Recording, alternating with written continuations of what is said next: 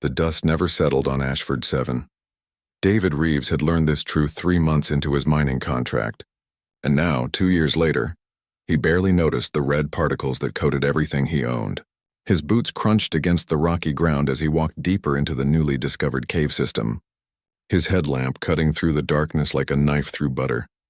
The mining company had sent him to survey these caves for mineral deposits. Standard procedure. Boring work. David had done it 100 times before on a dozen different worlds. He checked his scanner and frowned at the readings. Something was interfering with the signal, creating strange patterns he had never seen before. He moved further into the cave, following the anomaly. The tunnel opened into a large chamber and David stopped breathing. Scattered across the floor were pieces of metal that definitely did not belong there. They gleamed even under the dust, covered in symbols that hurt his eyes to look at directly. This was not human technology. Then he heard it. A sound so faint he almost missed it. A wheeze like air escaping from a broken valve. David turned his head slowly, scanning the chamber with his light. There, tucked against the far wall behind a fallen boulder, something moved. David approached carefully. His training screamed at him to report this immediately and leave. Protocol was clear about alien life forms, but curiosity pulled him forward, and perhaps something else too. Loneliness, maybe. This dead planet had a way of making people do strange things. Behind the boulder lay a creature about the size of a house cat. At first David thought it might be dead. Its scales were a dull gray-brown, cracked and peeling in places. Burns covered much of its body, and one of its wings hung at an unnatural angle. But then its chest moved, just slightly, and David knew it was alive. The creature was unlike anything in the colonial database. It had 4 legs, 2 wings, a long tail, and a head that looked almost reptilian, but the scales caught the light in a way that suggested something beneath them, something that flickered like dying embers in a fireplace. David knelt beside the creature. Its eyes opened slowly, revealing pupils that glowed a faint orange. They fixed on him with an intelligence that made his skin prickle. This was not an animal. This was a person, just in a very different form. "Hey there," David whispered, not knowing if it could understand. "You look pretty bad."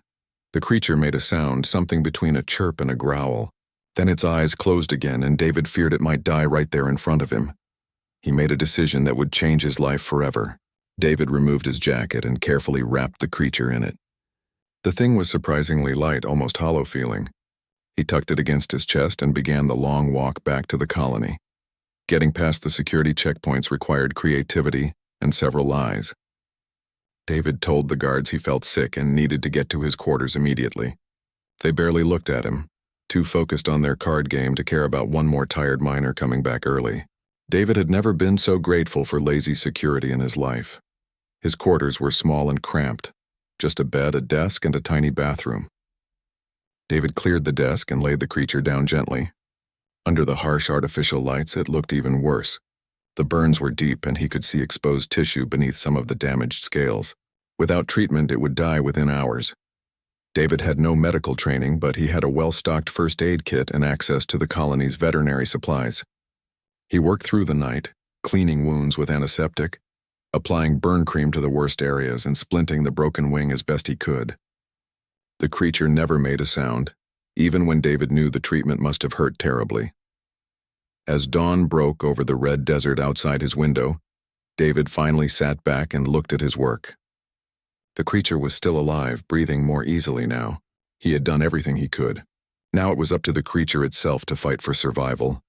David named her Ember, because of that faint glow he had seen beneath her scales. He knew keeping her was insane. He could lose his job, face criminal charges, or worse. But as he looked at her small, broken form, he could not imagine doing anything else. She had been left to die alone in a cave on a planet far from home. David understood that feeling better than he wanted to admit. Over the next few days, David fell into a routine. He would go to work, perform his duties, and rush back to check on Ember. He fed her water through a dropper at first, then small pieces of protein paste when she was strong enough to eat. Her recovery was remarkable. Within a week, the burns had begun to heal, and her scales started to show their true color underneath the damage. They were not gray at all. They were a deep crimson like rubies held up to firelight, and beneath them that inner glow grew stronger each day. Ember watched David constantly with those intelligent orange eyes. And he found himself talking to her as if she could understand every word. "I had a good life once," he told her one evening while changing her bandages. "Back on Earth, good job, good woman, good future. Then I made some mistakes, said the wrong things to the wrong people, lost everything." He laughed bitterly. "Now I am here mining rocks on a planet nobody cares about. Running away, I guess." Ember made a soft sound and pressed her head against his hand. The gesture was so clearly meant to comfort him that David felt his throat tighten with emotion. "But maybe I was meant to be here," he said quietly. "Maybe I was meant to find you." 3 weeks after the rescue, David came back from work to find Ember standing on his desk. She had been too weak to move much before, but now she stretched her wings experimentally. The broken one had healed crooked, but she could extend it fully without pain. She turned to look at David and made a sound that might have been greeting or perhaps laughter. David smiled, really smiled, for the first time in years. "Feeling better, huh?" Ember jumped from the desk and glided clumsily to his shoulder, her claws gripping his shirt for balance. She was still small enough to perch there comfortably. She touched her snout to his cheek, and David felt heat radiating from her scales. He had saved her life, but as the days passed, David began to suspect that Ember was saving his life too, in ways he was only beginning to understand. 18 months had passed since David found Ember in that cave, and life had become complicated in ways he never imagined. The small creature that once fit in his jacket pocket now measured 4 feet from nose to tail tip. She could no longer hide in his quarters, which meant David had to get creative. The solution came in the form of the same cave system where he had found her. David had discovered a deeper chamber far from the survey routes, with a natural chimney that vented to the surface.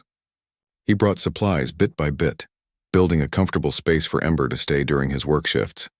Blankets, food, water containers, and even some books with pictures. Ember seemed to enjoy looking at the books, tracing the images with one claw as if trying to understand them. Every morning before his shift, David would hike to the cave and spend an hour with Ember. Every evening he would return and stay until dark. His coworkers thought he had taken up geology as a hobby, collecting rock samples in his free time. They teased him about it, but nobody suspected the truth. Ember had changed in more ways than just size. Her scales now shimmered like polished rubies, and the glow beneath them had become a steady pulse of warm light.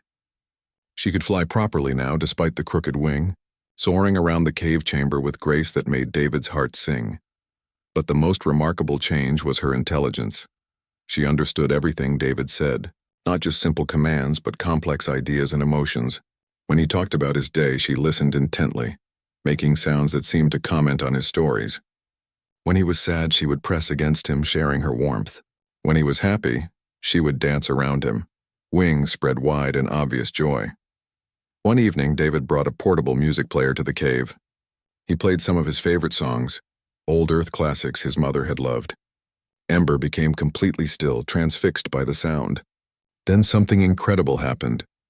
Her scales began to glow in patterns that matched the rhythm of the music.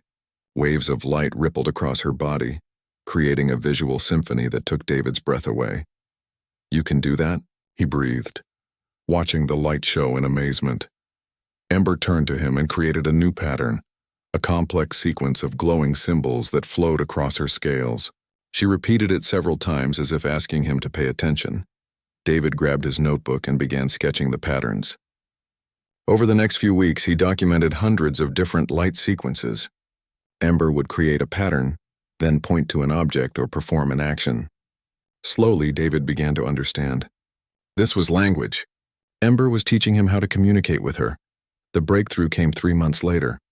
David had been trying to explain the concept of family to Ember, showing her pictures of human parents and children. Ember watched carefully, then created a pattern he had never seen before. It was beautiful, a spiral of golden light that started at her head and flowed down to her tail. She repeated the pattern, then touched David's chest with her snout.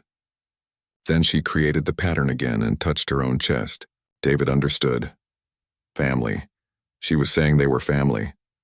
"Yes," David said, his voice rough with emotion. "You are my family, Ember, the only family I have out here." Ember's eyes glowed brighter and she created another pattern. This one was more complex, multiple colors weaving together. David sketched it frantically, trying to capture every detail. He spent hours that night trying to translate it, using the basic vocabulary they had built together. The message, as best as he could understand it, said something like, "Daughter of great fire. Lost from home, thought to die. You gave life. Your chosen parent, Sparkfather." David sat back, stunned. Ember was not just an intelligent creature. She was royalty of some kind, from a civilization advanced enough for space travel, and she considered him her father. The weight of that responsibility hit him hard. He was not just hiding an alien pet. He was raising someone's princess, someone's daughter. Somewhere out in the stars, people might be looking for her. A family might be grieving her loss. "Do you want to go home?" David asked quietly. "If I could find a way, would you want to go back to your people?" Ember looked at him for a long moment, then created a simple pattern. It was one of the first ones she had taught him. It meant no. Then she created another pattern, one that meant here, followed by the pattern for family. Her meaning was clear. Her home was with him. David pulled her close, burying his face in her warm scales. "Okay," he whispered. "Okay, we will figure this out together." But keeping Ember hidden was becoming harder every day. Roger Bennett, a senior miner who worked David's shift, had started asking questions.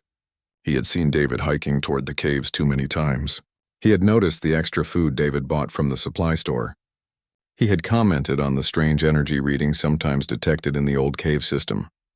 David tried to deflect the attention, but Roger was not stupid. He was the kind of man who liked knowing things, who enjoyed having power over others. If he discovered Ember, he would report it immediately, probably hoping for a reward or promotion. The situation came to a head during a routine mining operation. David was working deep in a newer tunnel when a support beam cracked.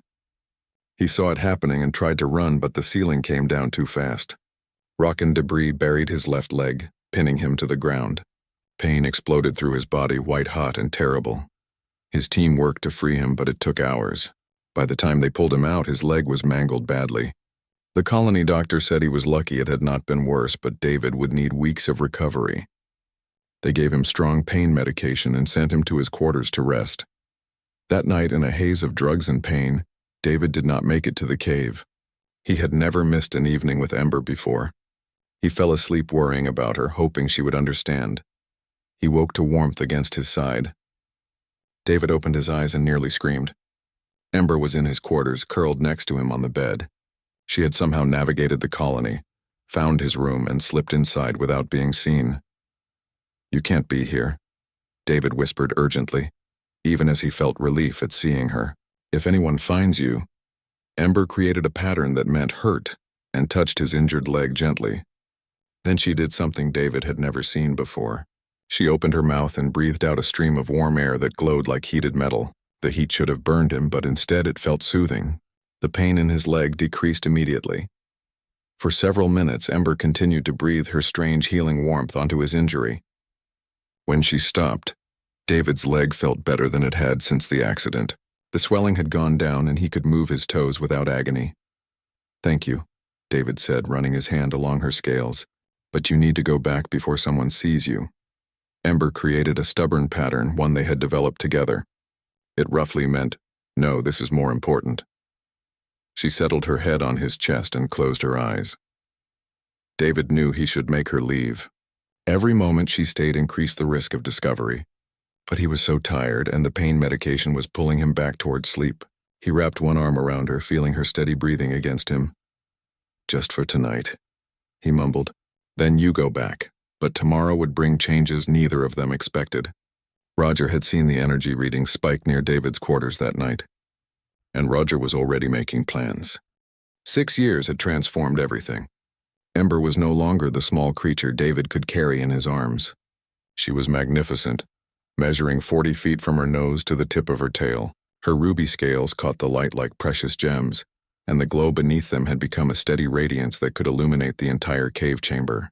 When she flew, which she did often now, she looked like a falling star against the red sky of Ashford 7. David had stayed on the mining colony long after his contract ended. He had turned down 3 job offers, 2 promotions, and 1 transfer to a better facility. His coworkers thought he had gone native, fallen in love with the harsh beauty of this desert world. They had no idea that his reason for staying measured 40 feet and spoke in patterns of light. The cave had become a true home. David had furnished it with everything Ember might need and many things she simply enjoyed. Books filled one corner, though Ember could now read them herself. She particularly loved human history and philosophy. David would watch her trace the words with one delicate claw, her eyes following each line with absolute concentration. They had developed their own language over the years, a mixture of Ember's light patterns and simple words. Through this, Ember had told David her story. She was the third daughter of the Empress of Perilous Major, a world circling a distant star. She had been traveling to a protected sanctuary for young royals when her ship was attacked. The enemy had been ruthless and efficient. Everyone aboard died except Ember, who had been blown clear in an escape pod that crashed on Ashford 7. Her people believed she was dead. No one was looking for her anymore. This knowledge sat heavy between them, but Ember always insisted she was happy where she was. David was her spark father, a sacred relationship in Dracorian culture that meant more than blood family. She belonged with him, but keeping a 40-foot dragon hidden was nearly impossible. The colony had expanded significantly over the past 6 years. Survey teams now regularly explored areas that came dangerously close to their cave. And Roger Bennett had never stopped watching David, never stopped suspecting that something strange was going on. The confrontation came on a cool evening. David was hiking back to the cave after his shift when he realized someone was following him. He turned to find Roger standing 20 feet behind him, a smug smile on his weathered face. "Taking your evening walk, David?" Roger asked, his tone dripping with false friendliness. "Just enjoying the scenery," David replied carefully. "Right. The scenery." Roger stepped closer. "Funny thing. I have been tracking the energy readings around those old caves for years now. Very strange patterns. Very consistent times. Almost like something lives there." David's blood ran cold, but he kept his expression neutral. "The caves have unusual mineral deposits. Creates electromagnetic interference." "That is what I thought too," Roger said. "So I did some research. And you know what?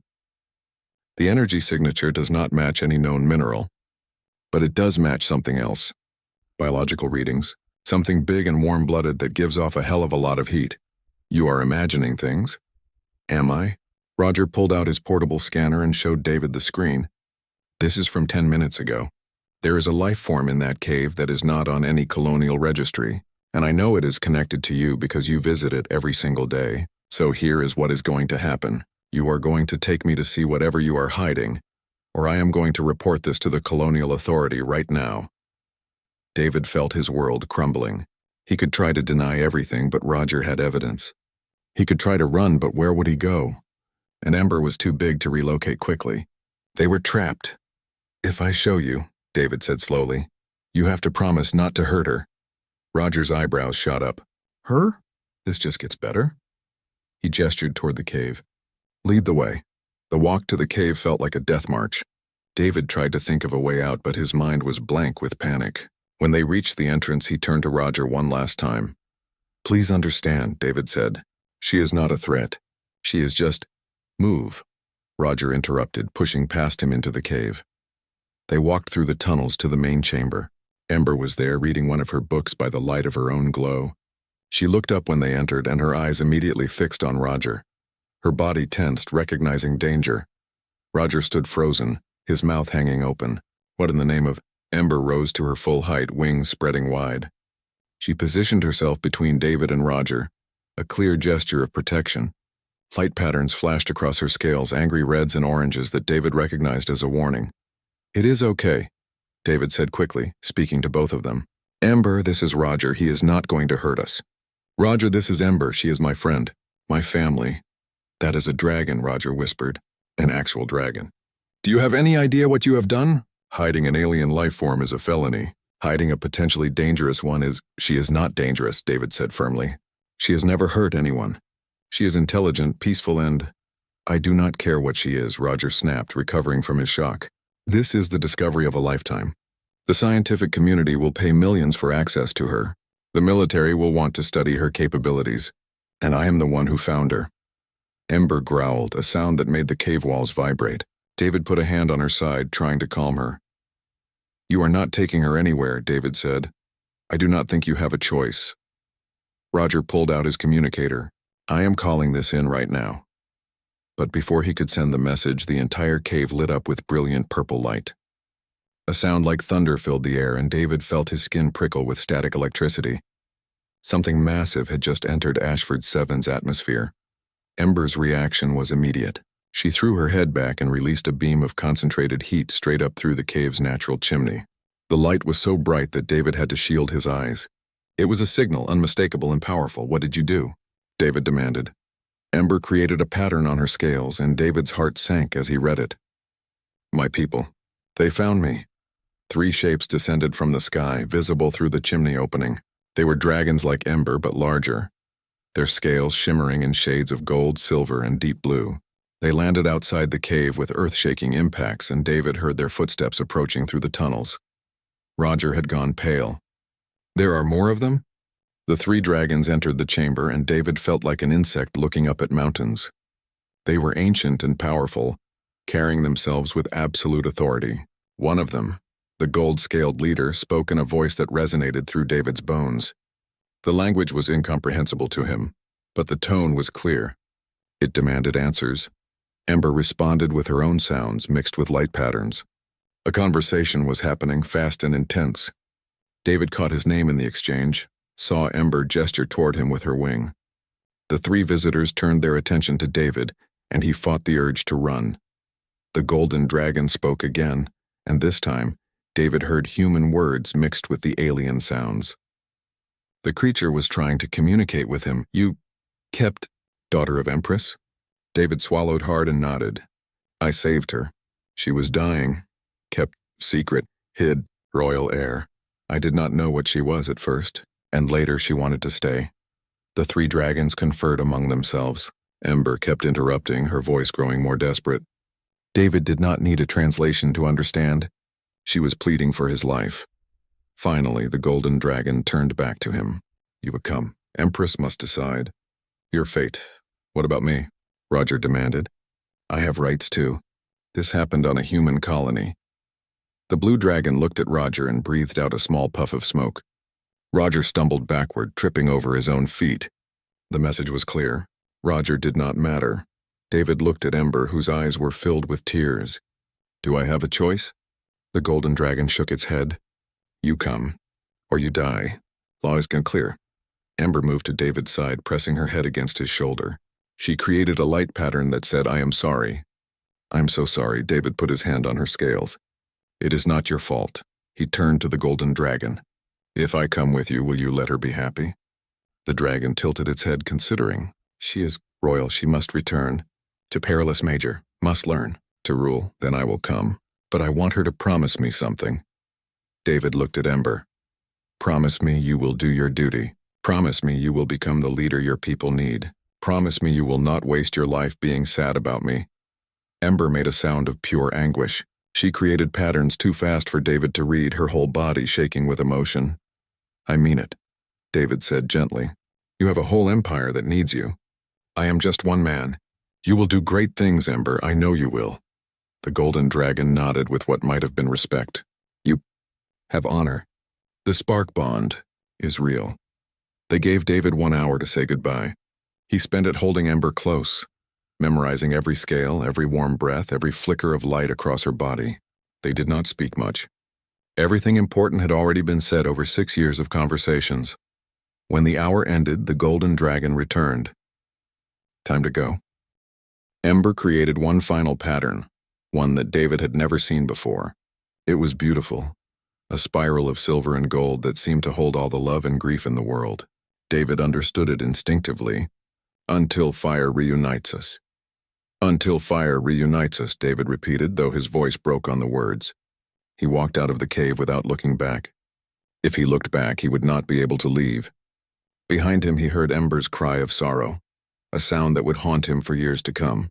The golden dragon led him to a ship that was hidden in the rocks. As they lifted off, David finally allowed himself one glance at the cave. Ember stood at the entrance, wings spread wide, her whole body blazing with light. She was beautiful. She was powerful. And she was no longer his. David closed his eyes and let the tears fall. Earth looked different after 6 years in space and 6 years on Ashford 7. The skies were too blue, the air too thick, the cities too crowded. David stood in his small apartment in New Seattle, looking out at the rain-soaked streets and felt like a stranger in his own hometown. The Dracorians had not killed him. After weeks of interrogation on Peerless Major, during which Ember herself had testified on his behalf, the Empress had made a judgment. David had saved the life of a royal heir, shown her honor and love, and asked nothing in return. For this he was pardoned. For this, he was given safe passage back to Earth. For this, he was forbidden from ever attempting to contact Ember again. The Empress had been clear. Ember had royal duties to fulfill. She needed to focus on her education, her political training, and her future role in the Empire. David was a distraction, a reminder of a time when she had been vulnerable and dependent. For Ember's own good, the connection had to be severed cleanly. David had agreed because he had no choice. He had watched Ember stand before her grandmother looking small despite her size, and he had seen the weight of expectation crushing down on her. She needed to be strong. She needed to be a leader. She did not need a human holding her back, so he had returned to Earth alone. The human colonial administration had been very interested in his story. They had debriefed him for months, squeezing every detail about Dracorian culture, technology, and politics from his memory. In return, they had offered him a job as a xenobiology consultant. The pay was good, the work was interesting, and it kept him busy enough that he did not have time to think too much about what he had lost. Or at least, that was what he told himself. His apartment was small but comfortable. He had decorated it with pictures and mementos from Ashford 7, the cave system where he had found Ember, the red desert at sunset, a sketch he had made of Ember when she was still small enough to fit on his desk. He knew it was unhealthy to dwell on the past, but he could not seem to let it go. 6 years had passed since the Dracorians took Ember away. In that time, humanity had made official contact with the Dracorian Empire. Trade agreements were signed. Cultural exchanges were established. Humans visited Peerless Major, and Dracorians visited Earth. The two species were learning to coexist peacefully. David followed every news report about the Dracorians obsessively. He read academic papers about their biology, their history, their social structure. He learned their language, spending hours practicing the complex sounds and tones. His co-workers thought his dedication was admirable. They did not know it was closer to an obsession. He never saw any mention of Ember in the official reports. The royal family kept their private lives very private. David did not know if she was happy, if she was healthy, if she ever thought about him. The not knowing was worse than anything else. His personal life had remained frozen since his return. A few co-workers had asked him out on dates. A few friends had tried to set him up. David always declined politely. How could he explain that he had already given his heart to someone who lived light years away? How could he make them understand that he woke up some night still expecting to find Ember curled beside him, her scales warm against his skin? People called him dedicated to his work. They said he was married to his job. They had no idea how right they were, just not in the way they thought. It was a Thursday afternoon when everything changed. David was in his office reviewing a trade proposal when his communicator buzzed. The message was marked urgent, encrypted with a code he did not recognize. He opened it carefully, expecting another consultation request. Instead, he found text written in Dracorian script. His heart stopped as he began to translate it word by word. Sparkfather, forgive my long silence. The flames of duty burned away my freedom to speak. But now I am sovereign, and my word is law. I am coming home. Ember, third Empress of the Peerless Throne. David read it 3 times, his hands shaking. Ember was Empress now. The old ruler must have died, and Ember had taken the throne, and she was coming to Earth. Before he could process this information, his office door burst open. His supervisor, Director Patricia Walsh, stood there looking panicked. Reeves, we have a situation. A big one. David followed her to the command center, where dozens of screens showed various views of Earth's orbital space. And there, approaching from the outer system, was a fleet that made David's blood run cold. There were hundreds of ships, maybe thousands. They filled the screens like a swarm of glittering insects, each one larger than any human vessel. At the center was a ship that dwarfed all the others. A massive structure that looked like a palace had been carved from ruby and gold. They showed up an hour ago, Patricia said, her voice tight. No warning, no advance contact. Just appeared at the edge of the system and started heading toward Earth. Every defense station in the solar system is on high alert. The military wants to engage before they get any closer. No, David said immediately. Tell them to stand down. Are you insane? That is an invasion fleet. It is a ceremonial honor guard, David corrected, his mind racing. The Dracorians do not send their Empress anywhere without proper protection and display. This is not an attack. This is a state visit. How do you know? Because she told me she was coming. David showed her the message on his communicator. Patricia stared at it, then at him. You have been in contact with the Dracorian Empress? Not until today. But yes, apparently I have. The command center erupted into action. Calls were made to the Colonial Council, to military commanders, to diplomatic corps. Everyone wanted to know what the Dracorians wanted, why they were here, and why they had brought enough firepower to level a planet. David stood in the chaos, watching the screens. Somewhere on that massive flagship was Ember. After 6 years of silence, she was here. She was coming back to him, but why? What had changed? The answer came 6 hours later when the Dracorian fleet stopped at a position just outside Earth's defensive perimeter. They made no aggressive moves. They simply held position and sent a single message to Earth's government. The Third Empress of Paralis Major requests an audience with David Reeves, Guardian of the First Flame. All other matters will wait until this meeting is complete. The Colonial Council was not happy. They wanted to control the situation, manage the narrative, dictate the terms. But the Dracorians were clear. Either they sent David up to the flagship, or the Empress would come down to Earth. And if she came down, she would bring her entire honor guard with her. The sight of thousands of dragons landing on Earth might cause panic, so they agreed. David would go to her. The shuttle ride up to the flagship took 2 hours. David spent the time trying to calm his racing heart. He had dreamed about seeing Ember again countless times. But he had never imagined it would be like this. She was Empress now. She ruled an empire that spanned dozens of star systems. What could she possibly want with him? The flagship was even more impressive up close. Every surface gleamed with precious metals and gemstones. Dracorian guards lined the corridors, their scales shimmering in rainbow colors. They watched David pass with inscrutable eyes. Finally, he was led to a massive chamber at the heart of the ship. The doors opened and David stepped inside. Ember stood in the center of the room and David's breath caught.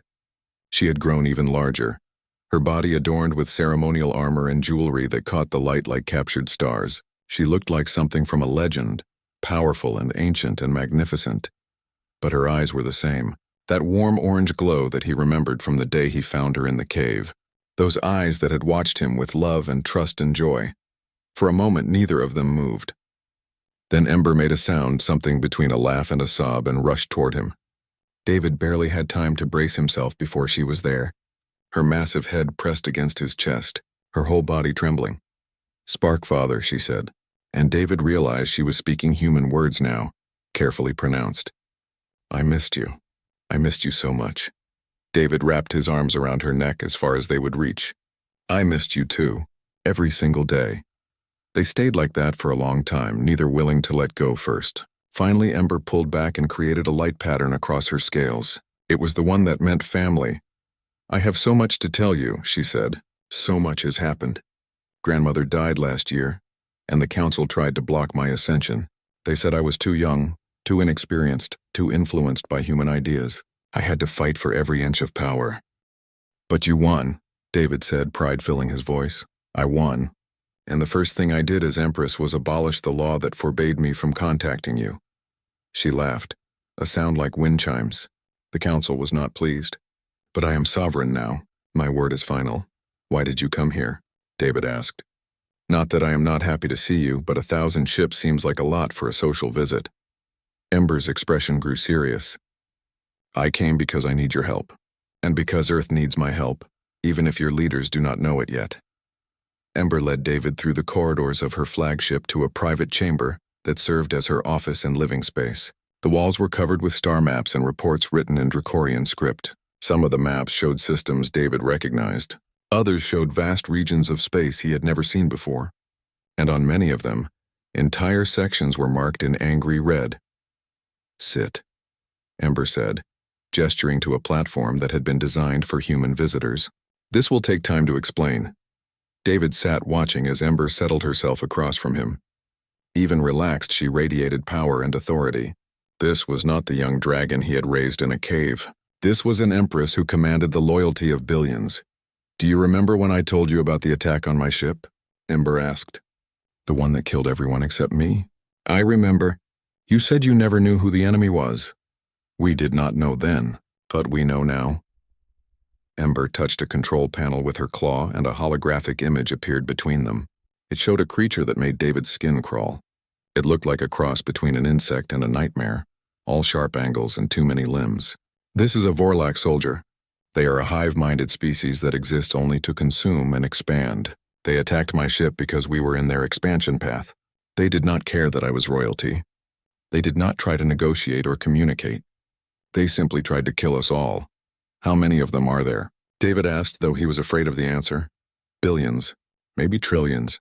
They reproduce rapidly and adapt quickly. Over the past 12 years, they have consumed 17 civilizations that we know of. Entire species wiped out, entire worlds stripped bare." Ember's eyes flickered with anger. "The Dracorian Empire has been fighting them for 6 years, ever since they entered our territory. We have held them back, but at great cost. We have lost 4 colony worlds and millions of our people." David felt cold dread settling in his stomach. "And they are heading toward human space. They will reach your outer colonies within 6 months," Ember confirmed. "Your military is not prepared for this. Your weapons are designed to fight other humans, not a species that thinks as one mind and feels no fear of death. Without help, humanity will fall. So you came to warn us. I came to offer an alliance." Ember changed the hologram, showing the positions of both Dracorian and human territories in relation to the Vorlac advance. "If we combine our forces, we have a chance. The Dracorians have the firepower and experience. Humans have adaptability and innovation. Together we might survive." David studied the map, his mind racing. "Your council must hate this idea. Allying with humans, sharing your military secrets, risking your ships to protect a species they barely know." "They do hate it," Ember admitted. "They fought me on this for months. But I am Empress, and I reminded them of something important. When I was dying in a cave, it was not a Dracorian who saved me. It was a human who saw a suffering creature and chose compassion over protocol. I told them that if one human could show such honor, then perhaps humanity as a species deserves the same consideration. You used our relationship to convince them. I used the truth." Ember's voice was firm. "You saved my life, Sparkfather. You raised me, taught me, loved me. Everything good I am, everything I have accomplished exists because you made a choice in a dark cave 12 years ago. I will not abandon your species in their time of need." David felt his throat tighten with emotion. "Thank you. Do not thank me yet. There is more." Ember's expression grew even more serious. "For this alliance to work, both our species need to trust each other. Trust is built through relationships, through understanding, through seeing the best in each other. Our people need a symbol of that trust. They need to see a human and a Dracorian standing together as family. You want me to help with the diplomatic mission? I want more than that." Ember created a complex light pattern on her scales, one David had never seen before. In Dracorian culture, when an empress acknowledges a spark bond, she must formally present her spark parent to the Empire. It is one of the oldest traditions we have. I could not do this before because my grandmother forbade it. But now I am sovereign and I wish to honor you as you deserve. What does that mean exactly? It means I want to adopt you into the royal family officially. You would become guardian of the first flame, a title that has not been used in 3,000 years. You would be my father in the eyes of the law, with all the rights and responsibilities that entails. Ember paused. You would also become humanity's official ambassador to the Dracorian Empire. A bridge between our species. David sat back, overwhelmed. That is a lot of responsibility. You do not have to accept. I would never force this on you. But I believe you are the right person for this role. You understand both species. You have lived among humans and raised a Dracorian. You can help us understand each other. Ember moved closer, her voice softening. And selfishly, I want my father back. I have missed you every day for 6 years. I do not want to lose you again. David looked at her, at this magnificent creature who still called him father after everything she had become. He thought about the small, broken hatchling he had found in a cave. He thought about the young dragon who had learned to read human books and dance to human music. He thought about 6 years of loneliness and longing. Yes, he said quietly, I accept. Ember's whole body blazed with light, bright enough that David had to shield his eyes. When the glow faded, she was pressing her head against his chest again, making a sound that was definitely a sob. "Thank you," she whispered. "Thank you, Sparkfather." They spent the next several hours talking, catching up on 6 years of separation. Ember told him about her political struggles, the allies she had made and the enemies she had defeated. She told him about the battles against the Vorlac, the losses they had suffered and the victories they had won. She told him about the loneliness of leadership, how she had wanted to contact him 1,000 times but could not until she had the power to change the laws. David told her about his life on Earth, his work with the colonial administration, his research into Dracorian culture. He told her about the nights when he would wake up expecting to find her beside him. He told her about the sketch he had drawn of her, the one he kept on his wall. "Can I see it?" Ember asked. "The sketch? It is in my apartment. But I can get it for you. I would like that. I have a gift for you too when we return to Perilous Major. I had something made, something I think you will like." Before David could ask what it was, an alarm sounded throughout the ship. Ember's head snapped up, her body going rigid with tension. "That is the proximity warning," she said, moving quickly toward the command center. "Something just entered the system." David followed her, his heart pounding. The command center was chaos, with Dracorian officers shouting reports in their own language. Ember barked orders, her voice cutting through the noise like a blade. "What is happening?" David asked. "The Vorlac," Ember said grimly. "They are here. They found us." The main display showed multiple red dots appearing at the edge of the solar system. Dozens of them. Hundreds. They were heading straight for Earth's outer colonies, just as Ember had predicted. But they had arrived 6 months early. How did they get here so fast? David demanded. "I do not know, but it does not matter now." Ember turned to her officers. "Send a message to Earth's defense forces. Tell them we are engaging the enemy. Tell them to evacuate the colony on New Haven immediately. That is where the Vorlac will strike first." David watched the display in horror. New Haven was a farming colony with a population of 50,000 people. Families, children, people who had no idea what was about to hit them. "We need to warn them," he said. "I just did. But evacuation takes time, and the Vorlac move fast." Ember looked at him, and David saw fear in her eyes for the first time since their reunion. "This is happening now, Sparkfather. Ready or not, the war has come to humanity." Orders flew through the command center as the Dracorian fleet prepared for battle. David stood beside Ember, watching the red dots grow closer on the display. He thought about all the people on New Haven who were about to face an enemy they did not understand. "I want to help," David said. "I want to fight beside you." Ember looked at him for a long moment, then nodded. "Then stay close to me. I will need you to translate our tactics to Earth's forces.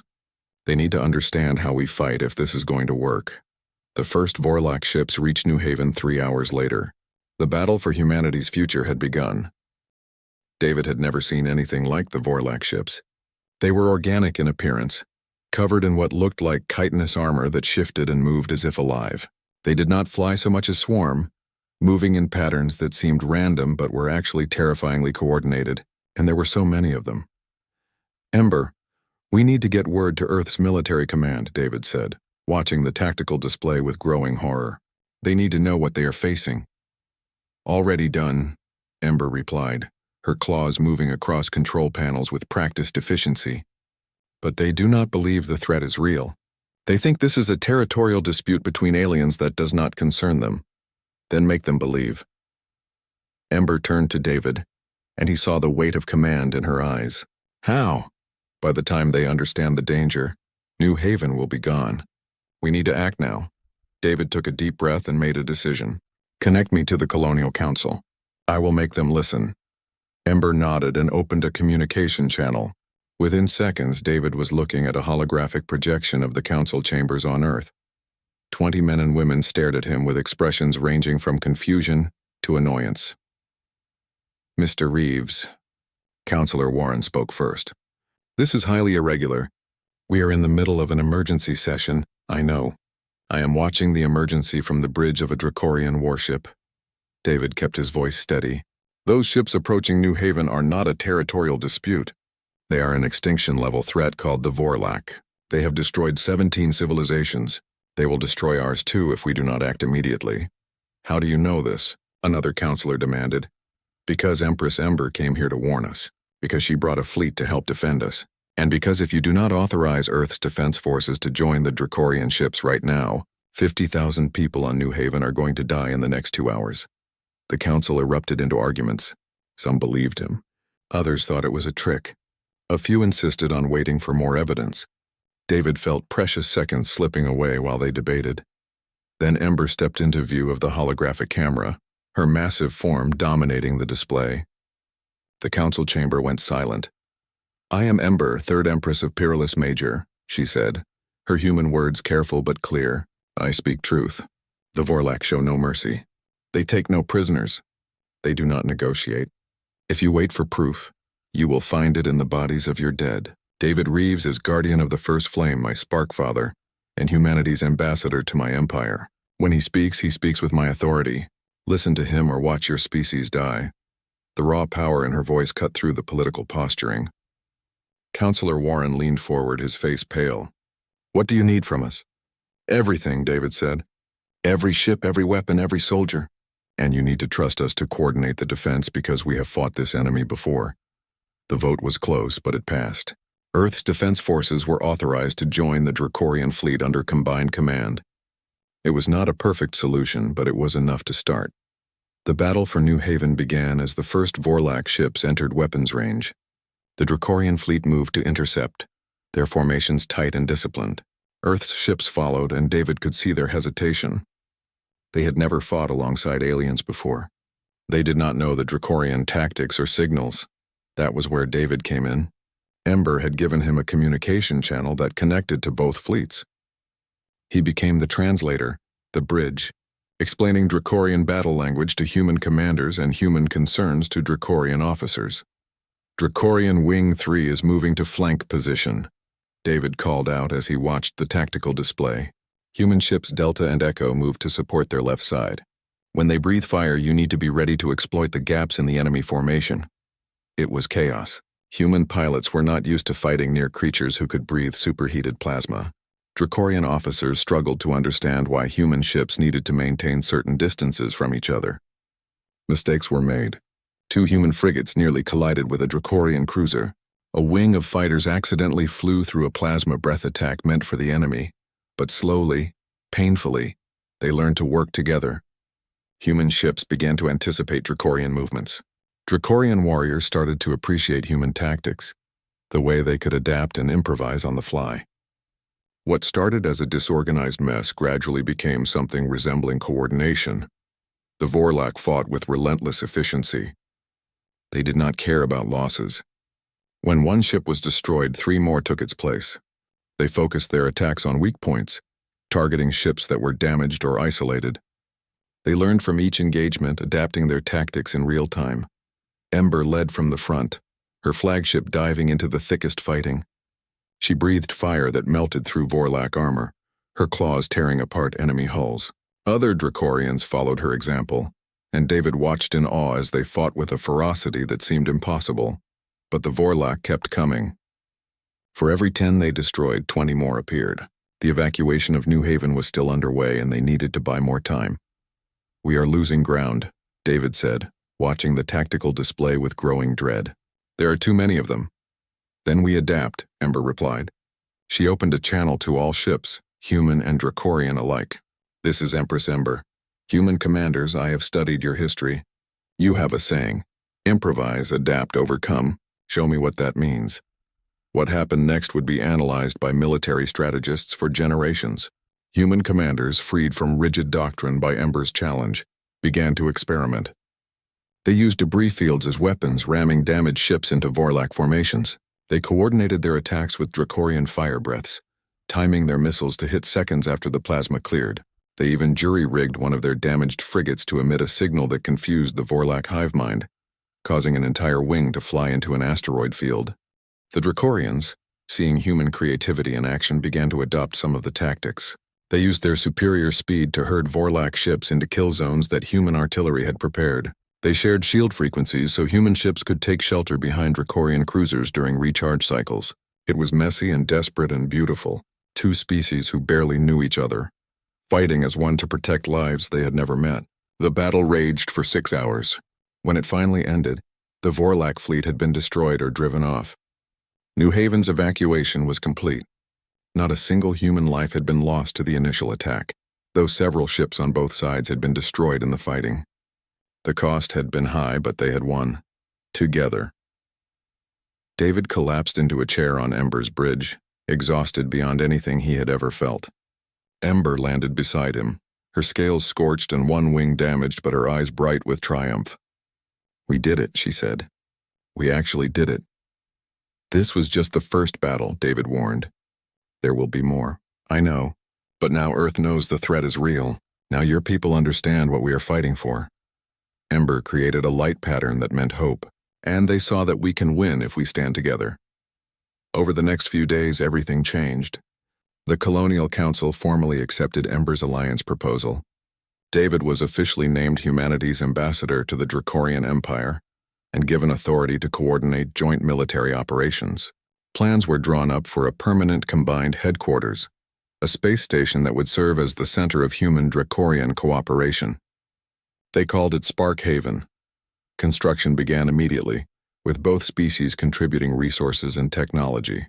The station would orbit neutral space between Earth and Pyralus Major, a symbol of their alliance and a practical base for coordinating the war against the Vorlac. David moved his belongings to the station as soon as the first habitation modules were complete. It felt right living between worlds belonging to both and neither. Ember visited regularly when her duties allowed, and their relationship deepened into something even stronger than it had been before. Other bonds formed too. Human engineers worked alongside Dracorian craftsmen, learning from each other. Human soldiers trained with Dracorian warriors, sharing techniques and strategies. Scientists from both species collaborated on weapons development and defensive technologies. Slowly, carefully, two civilizations that had barely known each other began to understand that they were stronger together. The war against the Vorlac continued. There were losses and setbacks. There were disagreements and cultural misunderstandings. But there were also victories, moments of perfect coordination when human ingenuity combined with Dracorian power to achieve the impossible. David stood on the observation deck of Spark Haven 6 months after the Battle of New Haven, watching ships from both species pass peacefully through the space lanes. Human freighters carried Dracorian manufactured goods. Dracorian transports delivered human agricultural products. Military vessels of both types patrolled together, protecting the trade routes from Vorlac raids. He heard the familiar sound of Ember's arrival before he saw her. She landed on the observation deck with the grace of long practice, her scales gleaming in the starlight. "You are thinking deep thoughts," she said, settling beside him. "Just remembering," David replied. "Thinking about a cave on a dead planet, a small dying creature that I almost left behind. I am glad you did not leave me," Ember said softly. "So am I." David put his hand on her scales, feeling the warmth beneath. "Do you ever wonder how different things would be if I had followed protocol that day? If I had reported you instead of rescuing you? I would be dead," Ember said simply. "And when the Vorlac came, humanity would have faced them alone. Your species might have fallen. Mine would have continued fighting, but without the human creativity that has won us so many battles." She created a new light pattern, one she had been working on for weeks. It was complex and beautiful, incorporating elements of both Dracorian and human language. "Everything good that has happened, everything we have built exists because you made a choice. Because you saw a suffering creature and chose compassion over fear." David watched the light pattern flow across her scales. "What does that mean?" he asked, pointing to a particular sequence. "Sparkfather, you saved more than one life that day. You saved 2 worlds." They stood together in comfortable silence, watching the stars and the ships and the future they had built together. David thought about destiny and choice, about how one moment in a dark cave had reshaped the galaxy. He thought about loneliness and connection, about finding family in the most unexpected places. "Thank you," Ember said quietly, "for everything. For saving me, for raising me, for letting me go, and for coming back." "Thank you," David replied, "for being my daughter, for showing me that family is not about species or biology. It is about love and choice and standing together when it matters most." Ember created the pattern that meant family, the one that had started their journey 12 years ago in a cave on Ashford 7. David traced it with his finger, memorizing every curve and spiral, Outside the observation deck, a new era was beginning. Humans and Dracorians were learning to trust each other, to fight together, to build a future that neither could achieve alone. And at the heart of it all was a bond between a man and a dragon, between a Sparkfather and his chosen daughter. The Vorlac were still out there, still dangerous. There would be more battles, more losses, more challenges to overcome. But now humanity had allies. Now they had hope. And it had all started with one simple act of kindness in a dark cave, when a lonely man decided that a dying creature was worth saving. David smiled, looking at Ember, looking at the ships, looking at the future they had made possible. "We did good, didn't we?" he said. Ember's eyes glowed bright with joy. "We did, Sparkfather. We did." And in the space between worlds, surrounded by the evidence of what compassion could build, they stood together and watched the stars shine.